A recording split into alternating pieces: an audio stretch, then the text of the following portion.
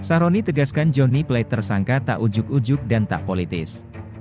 Jakarta, Sekjen Partai Nasdem yang juga Menkominfo Johnny G. Plate ditetapkan sebagai tersangka terkait kasus dugaan korupsi proyek BTS.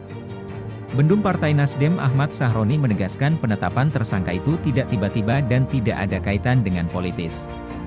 Saya rasa ini bukan terkait politis, kata Sahroni kepada wartawan, Jumat, 19 Mei 2023.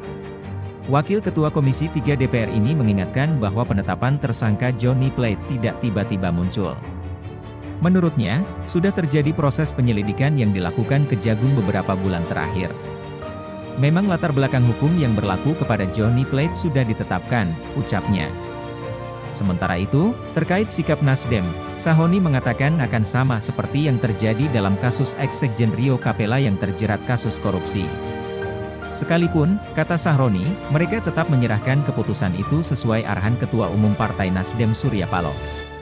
Kejagung sebelumnya menetapkan Menkominfo Johnny G. Plate sebagai tersangka kasus dugaan korupsi proyek BTS. Kejagung menjamin sudah menemukan cukup bukti untuk menetapkan Johnny sebagai tersangka.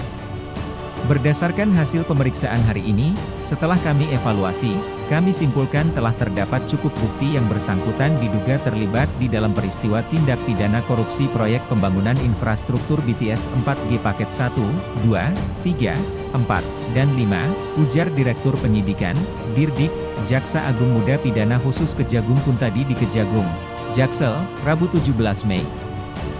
Johnny Plate telah ditahan oleh Kejagung. Dia langsung dibawa ke rutan dengan mobil tahanan.